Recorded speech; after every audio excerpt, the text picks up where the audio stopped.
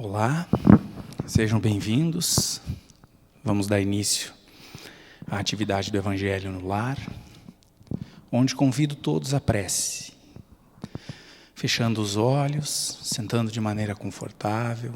Vamos agradecer à espiritualidade, aos mentores que aqui estão conosco, o amparo e o auxílio para que possamos compreender a passagem que os Espíritos nos trazem, explicando o que Jesus nos disse.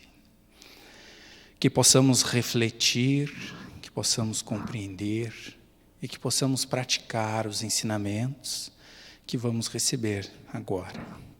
Amigos mentores, Pai amado, Jesus, Mestre amigo, que a luz nos envolva por completo e nos traga neste Evangelho todas as energias que precisamos para dar continuidade às nossas tarefas e às nossas caminhadas. Estejamos todos em paz, hoje e sempre. Sejam bem-vindos, o meu nome é Renato, sou trabalhador voluntário da casa, trabalho no Evangelho no Lar. E quando nós nos colocamos, os trabalhadores do Evangelho, a simular um Evangelho em casa, aqui na nossa casa. O Evangelho, ele é um momento em que nos colocamos à disposição da espiritualidade para a fim de entrarmos em sintonia e recebermos dos mentores amigos as energias para o nosso equilíbrio, para a nossa melhoria, para o nosso progresso. Quando definimos o Evangelho, uma vez por semana, nos comprometemos com a espiritualidade de ali estarmos, de fazermos-nos presentes junto a eles no nosso lar. Desta forma, desligamos todos os itens eletrônicos que existem na nossa casa, telefone, computador, televisão, rádio, e ficamos dispostos e disponíveis às intuições, aos entendimentos e ao diálogo com a espiritualidade.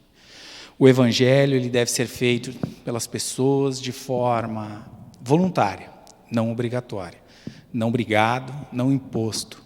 O adulto deve compreender que o Evangelho faz bem para ele, pois é o bálsamo que ele precisa para que as suas energias se renovem e dessa forma ele mantenha o seu equilíbrio nas ações do dia a dia.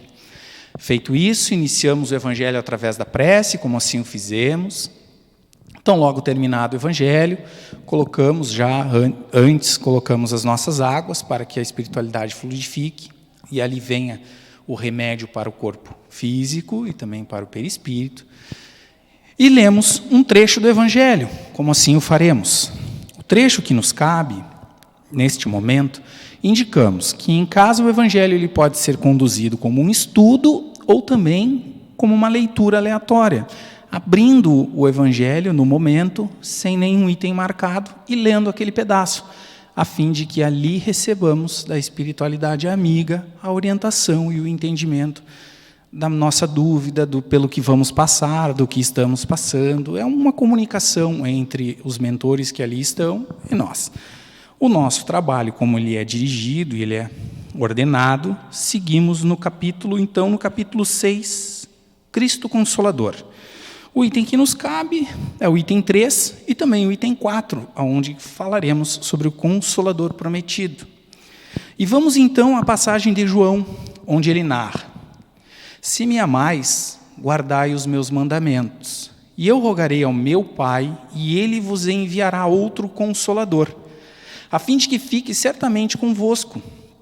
O Espírito de verdade, que o mundo não pôde receber, porque o não vê, e absolutamente não o conhece. Mas quanto a vós, conhecê-lo-eis, porque ficará convosco e estará em vós. Porém, o Consolador, que é o Santo Espírito, que meu Pai enviará em meu nome, vos ensinará todas as coisas, e vos fará recordar tudo o que foi dito. E assim, percebendo a fala de Jesus, na passagem trazida por João, conseguimos então verificar que Jesus afirma que ele veio, mas que após a sua vinda, será então trazido um Consolador, o Consolador prometido. E por que Jesus não consolou naquela época? Por que Jesus não fez o que o Consolador fará? Porque o papel de Jesus era despertar a nós para um Deus bom, para um Deus justo, para um Deus de amor. Jesus veio mudar a figura constituída de Deus, que até então os hebreus o tinham como um Deus punitivo, um Deus castigador.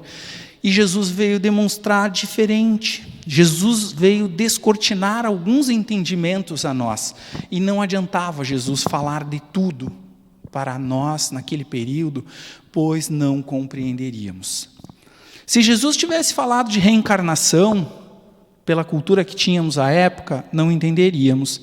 Se Jesus tivesse nos falado que seríamos nós responsáveis pelos nossos sofrimentos, pelas vidas anteriores, também não entenderíamos.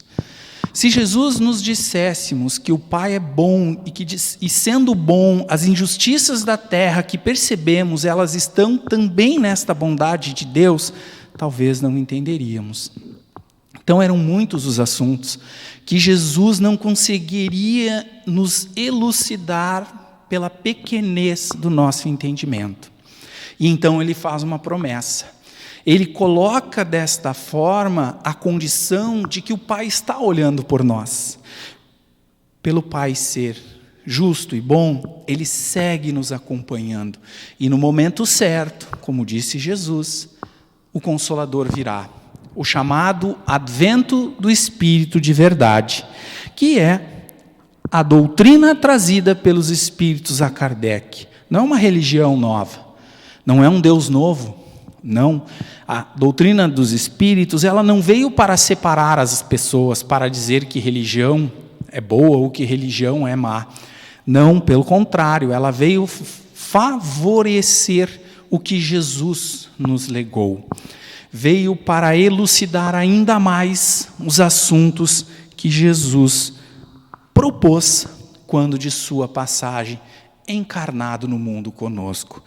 E assim, no momento certo, no momento ideal, a doutrina veio a Kardec. Kardec reencarna com a função de, numa França que passava por conflitos de liberdade, de igualdade, trazer desta forma a doutrina dos Espíritos, ou seja, a palavra que Jesus trouxe do que o Pai mandou. E se olharmos o item 4, onde os Espíritos então comentam com Kardec, vamos verificar na parte, no segundo parágrafo do item 4, o Espiritismo vem na época predita cumprir a promessa do Cristo. Preside ao seu advento o Espírito de verdade. Então, como João narra, Jesus já havia dito, virá um Espírito em nome de meu Pai, trazer ainda mais o entendimento. E não à toa, Jesus diz, bem-aventurados os aflitos, pois que serão consolados. E nós então nos perguntamos em relação a isso. Mas como há alguém sentir-se ditoso por sofrer se não sabe por que sofre? Desta forma, o Espiritismo mostra a causa do sofrimento nas existências anteriores e na destinação da terra onde o homem expia o seu passado. E aqui vem o grande esclarecimento que Jesus também nos trouxe. Porque todas as passagens que estão no Evangelho, elas são atuais. Todas as passagens que estão no Evangelho, trazidas por Jesus nas suas parábolas, elas são facilmente entendidas e colocadas no dia de hoje. Por quê? Porque são assuntos que ainda não nos resolvemos. Ainda estamos esperando, talvez, os milagres sem esforço algum. Estamos ainda esperando as resoluções dos nossos problemas com o menor esforço. E não será assim que isso ocorrerá. Será com muito trabalho, com muita dedicação, com muito empenho da nossa parte, é que conseguiremos então, enfim, praticar o que Jesus nos falou. E que o Espiritismo não veio trazer novidades, ele veio apenas para consolidar a mensagem de Jesus. Trouxe novos entendimentos, trouxe novas palavras, descortinou algumas dúvidas, algumas incertezas, mas ele não fez, digamos, novidades, milagres, ou propôs algo que não vá a favor da lei de Deus. Como podemos ver no Livro dos Espíritos, onde os Espíritos falam no seu capítulo 3, das leis morais, que são as leis de Deus. Leis estas que estão em nós, que estão apenas sendo relembradas pela espiritualidade, e foram também faladas por Jesus nas suas palavras, nos seus atos, nos seus gestos. Quando Jesus pede que se perdoe, quando Jesus pede que não condene, quando Jesus pede que nos amemos, quando Jesus demonstra que perante o Pai somos todos iguais, pois Jesus falava com o rico na matéria como com o pobre na matéria. Jesus falava com o saudável do corpo como falava com o doente do corpo. Para Jesus não havia distinção. E dessa forma é que o Espiritismo também nos traz este ensinamento. E o último parágrafo do item 4 narra assim: o Espiritismo realiza o que Jesus disse do Consolador prometido. Conhecimento das coisas, fazendo que o homem saiba de onde vem, para onde vai e por que está na terra, atrai para os verdadeiros princípios da lei de Deus e consola pela fé e pela esperança. Então, essa é a forma com que devemos ler e estudar o Evangelho segundo o Espiritismo. E quando praticado em casa, o Evangelho faz com que a gente reflita sobre estas passagens. E assim, somos nós amparados e auxiliados por estes irmãos espíritos que nos acompanham e que nos amparam em todos os momentos. Findada a leitura e interpretação do texto que então lemos, conduzimos-nos à prece e convido a todos para que façamos a prece de encerramento, agradecendo à espiritualidade a oportunidade de aqui estarmos, de juntos fazermos o Evangelho, juntos podermos refletir sobre as passagens que nos narram os apóstolos e que nos esclarecem os irmãos espirituais. Amigos mentores, que no momento atual possamos unirmos-nos em prece, em oração, buscando o equilíbrio do mundo, do planeta, buscando a harmonia entre todos os irmãos, a fim de que tudo que passemos possa fortalecermos e fazermos desta forma o progresso que nos espera. Estejamos todos em paz, hoje e sempre, que assim seja.